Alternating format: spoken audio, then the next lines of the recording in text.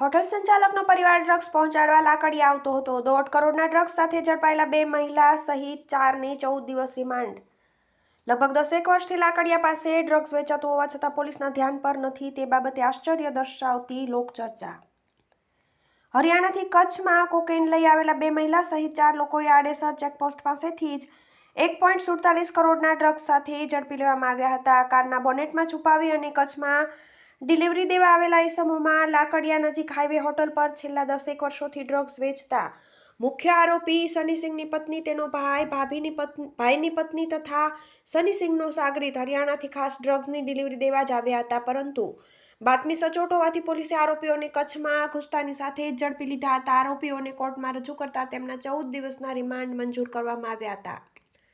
ગુરુવારે સાંજે એસઓજીની ટીમ અને લાકડિયા પોલીસ હાઈવે પર સંયુક્ત રીતે કચ્છમાં પ્રવેશી રહેલા વાહનોને ચેક કરતી હતી। તે સમયે ભારત હોટલ પાસે મઢી 3 રસ્તે હરિયાણા પાસિંગની એક ઇકો સ્પોર્ટ્સ કાર નજરે ચઢી હતી। કારમાં 2 મહિલા અને 2 પુરુષ સવાર હતા।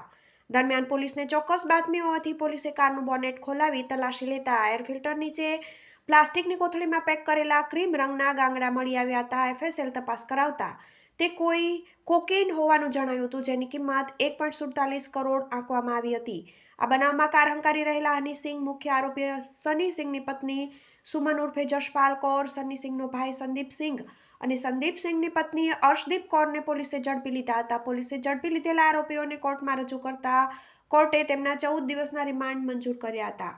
પોલીસની હાલ તપાસ ચાલુ છે, ત્યારે આ કેસની તપાસ કરી રહેલા સામખિયાળી પોલીસ સ્ટેશનના પીઆઈ વી.કે. ગઢવી સાથે વાત કરતા તેમણે જણાવ્યું હતું કે લાકડિયા નજીક સનીસિંહ ઉર્ફે ગુલવંતસિંહ હજુરાસિંહ શીખ વર્ષોથી હોટલનું સંચાલન કરે છે, જેમાં આજથી લગભગ 6 મહિના પહેલા હનીસિંહ કામ કરવા આવ્યો હતો અને લગભગ 2-3 મહિના સુધી કામ કર્યું હતું। આ દરમિયાન બંનેની ઓળખાણ થઈ હતી અને ડ્રગ્સની હેરફેર કરવાનું શરૂ કર્યું હતું। હનીસિંહ અને સનીસિંહ બંને સાથે મળીને ડ્રગ્સનો ધંધો કરે છે અને સનીસિંહનો સંપૂર્ણ પરિવાર ડ્રગ્સની હેરાફેરીમાં તેમનો સાથ આપે છે। હાલ વધુ તપાસ ચાલુ છે। રિમાન્ડ દરમિયાન હજુ વધુ વિગતો બહાર આવે તેવી શક્યતા હોવાનું પણ તેમણે જણાવ્યું હતું।